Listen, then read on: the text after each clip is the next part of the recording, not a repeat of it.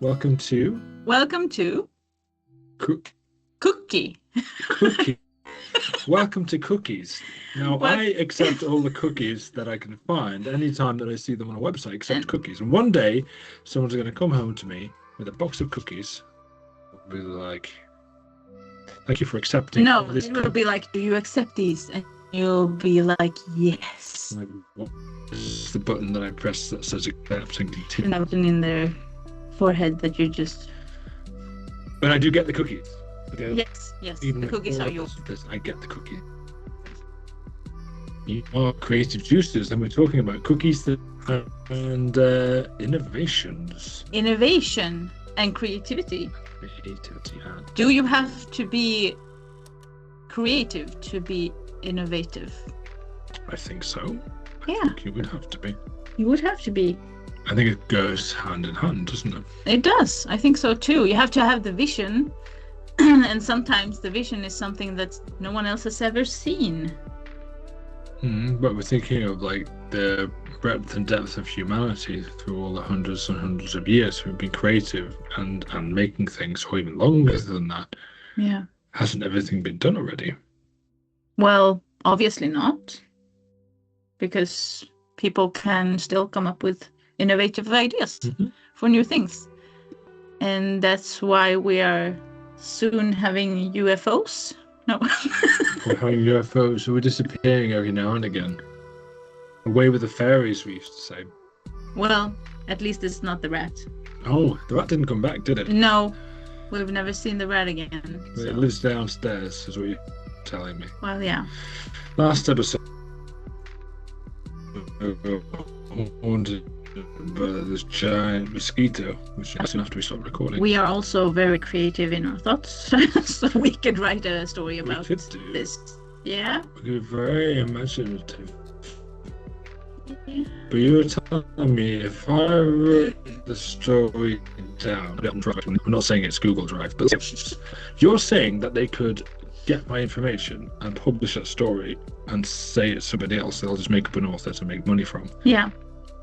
And they'd be completely in the legal right to do that because I've agreed to the terms. Yes, that is correct. Okay.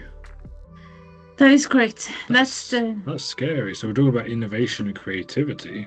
Yeah. That's an innovative thing that, okay, we can open up a document wherever in the world you are, on your iPhone, on your Samsung mobile, on a laptop, any kind of browser, and you just keep adding to your story. Yeah. But what you're saying is that if it's a Google document, then Google has the right to use that information. Yes, they do. And that's why you always have to read the terms of use. The user terms. Yeah, it's really important. And we were talking about in another episode social media and stuff like that. So what you can actually remember is whenever it's free, you are the one who is making them money. So your ideas, your content, everything you are scrolling on, like you are their income. And we're providing them with data and information. Yeah. A lot of different things. Yeah. So whenever you're not paying for anything, if it's free, it's probably because you are the product. And as someone was saying as well with that recent trend, because there was trends going with the thing of like, oh, what did you look like in the 90s? And it was like famous people doing it first because there was a lot of information available for that.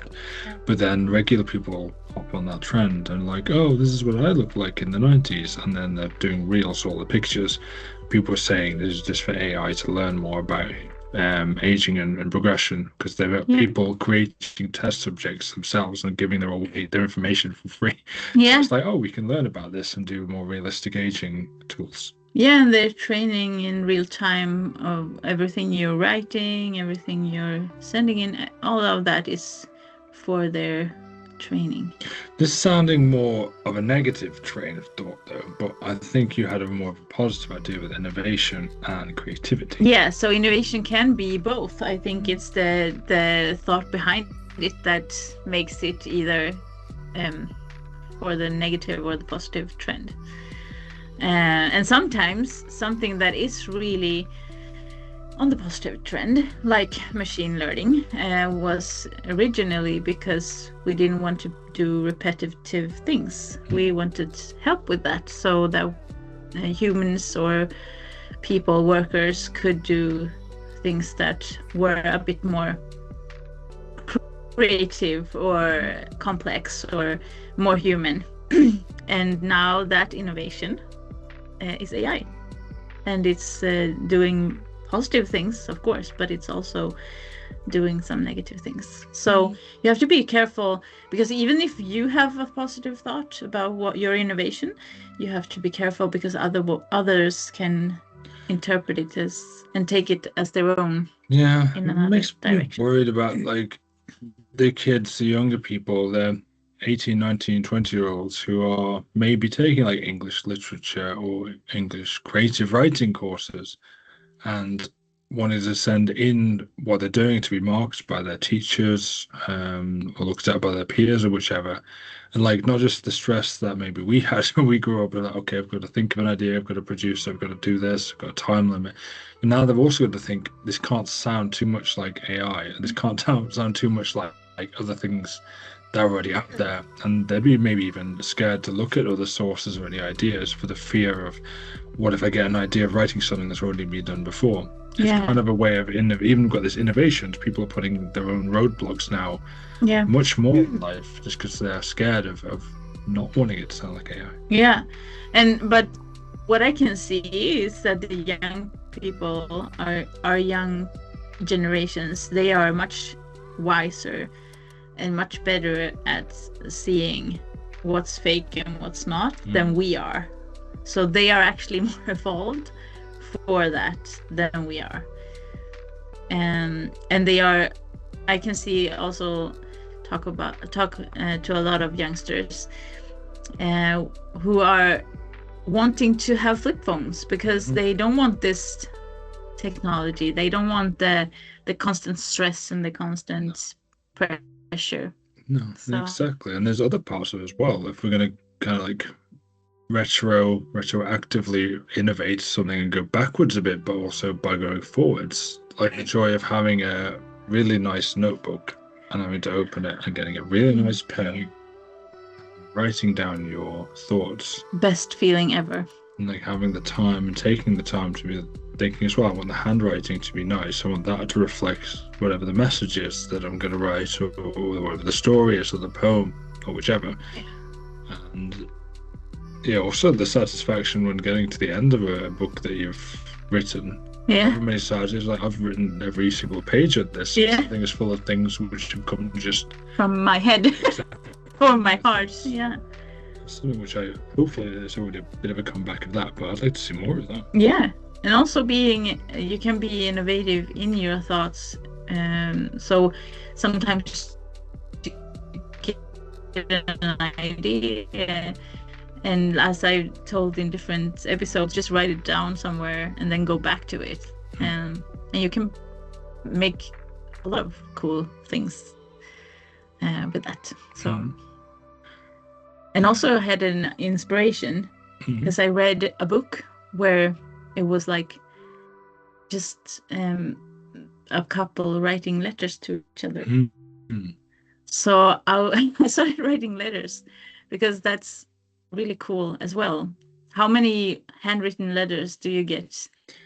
I mean, not as many as I used to. No, I mean, yeah, and it's a thing.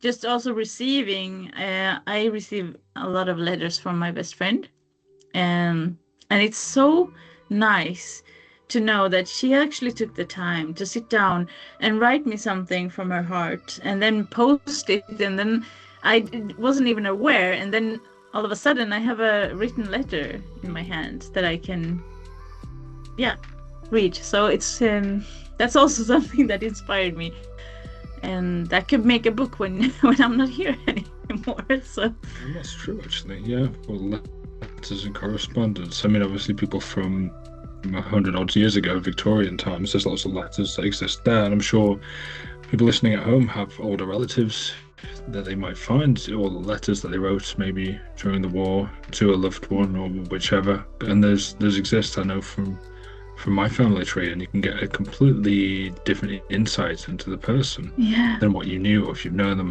when they're in their later years of life. Yeah. And you can read this is what they were thinking in their early 20s. And you'd be surprised usually to find that their thoughts and ideas, dreams, the way they phrase them are not that different from yourself. Yeah. And also what they were going through, even if we think that the world is so much different than before, we haven't really evolved that much. We are still struggling with the same things usually. Mm. And Yeah, it's usually not the outer, it's usually the inner, but yeah. These things always are creeping up the same way, aren't they, through history and through society, despite the innovations. Despite the innovations. Technology we have. Yeah. Got a question for you. Yeah. So, who disappeared? Oh, you're back again. Bye-bye. I'm like, oh my goodness, a question. I'm gonna disappear. Do you, or have you ever, or do you enjoy reading books on a tablet or on a what are the ones called? Not the tablets, the ones that are more like reading. Yeah. Like a Kindle or whatever it's called. Exactly. Yeah. No, I actually enjoy opening books. That's my thing. Have you gone like a time in your life where you have done that though? I tried, and I couldn't read a whole book. No. I just couldn't get through it. So it's not for me. Yeah, it's not for me. It's like when phones kind of were just coming along, not smartphones, still like just phones with had color displays where you could add things to them. I was one of these people who kind of wanted to do as much things as I could do with the phone and as I could. So I had like installed Pokemon on my phone and pressing the buttons and things, and you could hardly even see the screen. But I managed to get it to work, which is the important thing. Yeah. And it's the same thing with books and stuff and comic books and things, which were not at all fitted to be on a really small screen with just like the same amount of like 140 characters of text. Yeah. But that's the only reason, and I did it just despite, because it was like, is this possible to be done? Right. But apart from that, I tend not to read any kind of literature or anything on screens in that kind of way. No. Mainly because I do a lot of it with work anyway. I have to be there with screens. And I think when I want to read and I want to use that part of my mind, which I find is a different part than the work mind, even though it may be all related, I find like sitting down with a book without extra light being beamed or whichever is I think it's the only way to do that. Yeah, I agree. And also it's the feel of I have this thing of the sides of the book. They have to have a specific feel. If it's not, you're like, the story is great, but yeah, nope. It takes away from, I don't know why. I'm weird that way, but it has to like be soft and yeah, and it has this new book smell and everything. Yeah, you don't get that from a tablet. You don't. I have like the old book smell. But yeah, that's also good. That's also really good. Yeah. I like finding books at second-hand shops, and I always think, who's the person who's had this before? Yeah. Or what's happened, or what was the thing of their life? And sometimes you can buy books from second-hand places. You find a bookmark like 3/4 the way through, and you start thinking in your own mind, what happened here? Did they get to the end of the story? Did they reread it? Did they pass away before they could finish reading it? Yeah, those are the thoughts, and also like they make some doodles or maybe things like that. But I also get that when I a house, an old house or a castle or whatever, I always get that what you're saying, like the image of who's been here, who's been walking here, talking, what were their lives like, and what kind of spiritual messages have they left behind in a way, or like what little marks of things, not huge things, just little hints here and there that they've left behind. No, I feel that as well. That's really nice.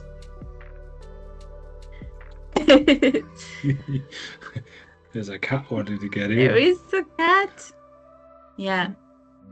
So innovation and creativity, please give us all your takes on that.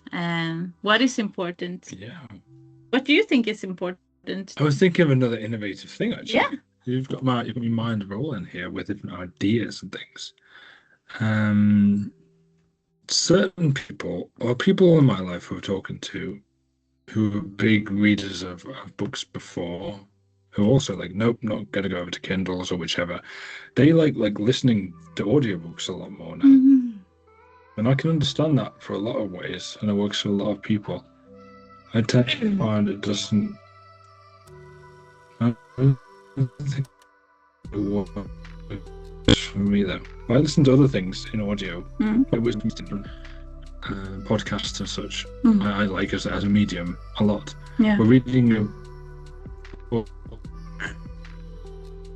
as literature, I kind of I've written it in a certain way, in a certain reason, and it's meant to be read on the paper. That was the intention.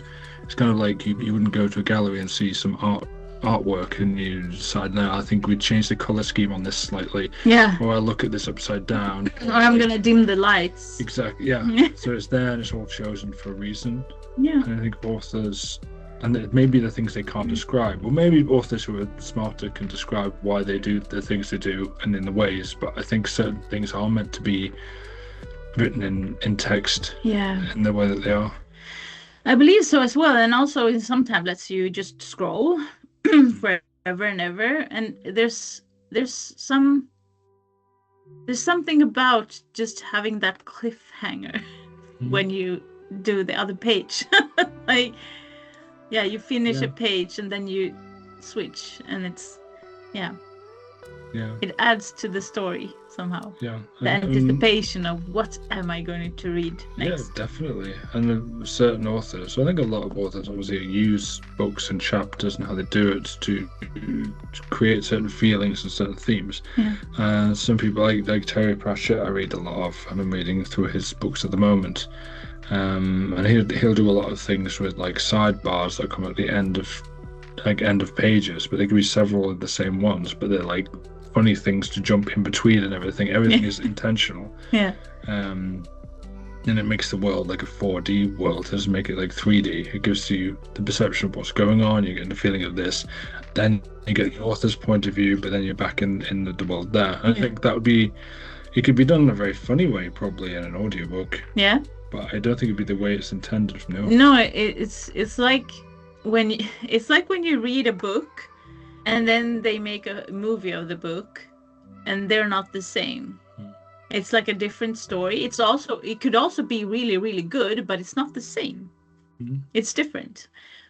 And I think it's the same with audio, because you can, like, the person reading the book to you could also read it in a different way than you read it before, and very much so. Yeah, and they put their own emphasis on stuff that you might not.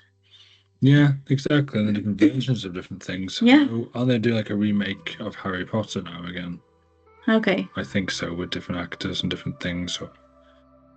And even that, it's people are complaining that it's not the same actors who were in the early 2000s films. But then again, that was an interpretation of those books. And so it's like an interpretation of that. And okay, this is my version or this is your version. It can be the same with a lot of things, actually. Yeah. Like comic books are a very big thing of that. Like the large ones through time. Yeah, and we talked about, in one episode, we talked about music as well. Like someone does a song in a particular way, and then someone else is doing a cover, but in a different way. And it's the same lyrics and it's the same music, but they are done differently, so it's two different songs. Yeah, definitely. And sometimes two different meanings as well. Oh, yeah, completely. And you can get different feelings.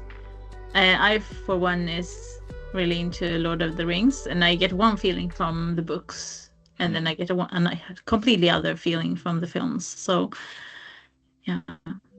Yeah, and I think it's very individual, and it also hits you like when as well. Yeah. Like timing is key.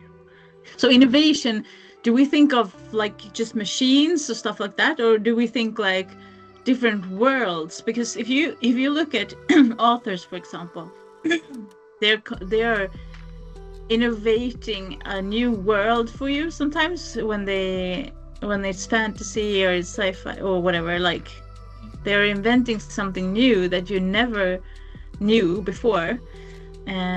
Is that also like Yes. Is that just creativity or is it innovation as well?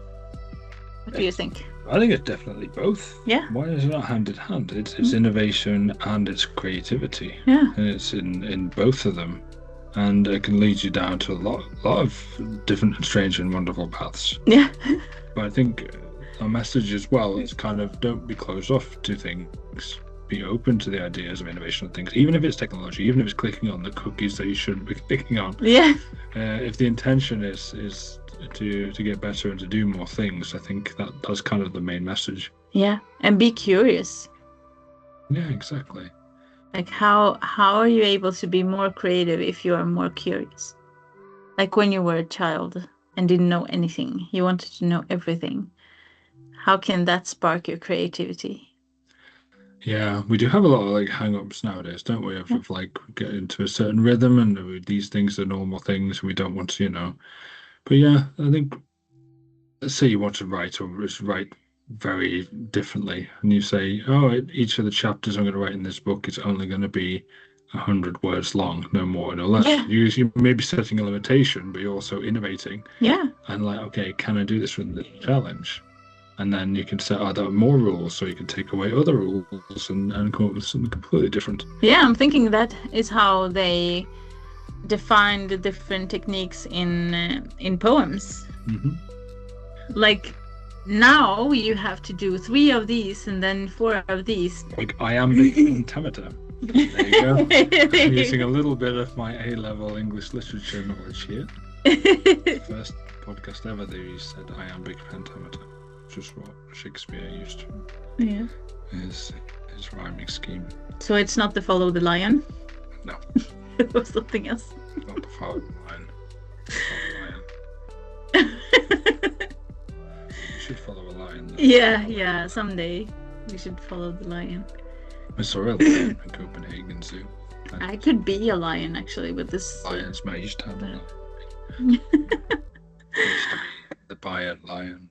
Bayern lion. Yeah. But not anymore. No. So where can they find us, Marcus? Oh, where I live, my house. Okay. I just follow the cookies. I accept all cookies to send them to my house. All the crumbles will be leading to Marcus's house. Probably will be. But otherwise, if you're not going to follow the cookies, you can reach us at www.creativejuices.sc or info@creativejuices.sc if you want to send us an email or a suggestion or feedback or whatever. Or a guest suggestion or a topic that you'd like us to talk about as well, and what you think about the episodes. Any feedback also really. I just said that. Did you just repeating what I just said? Oh no! But you can also find us in. Oh, you're. You can also find us on YouTube and Spotify. Even Instagram. Even Instagram. Not Facebook yet, though.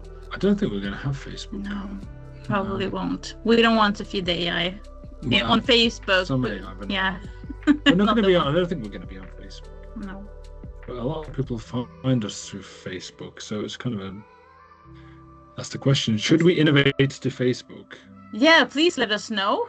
But don't write to us on Facebook because we don't have it. So we can. I will put a poll in Spotify so you can.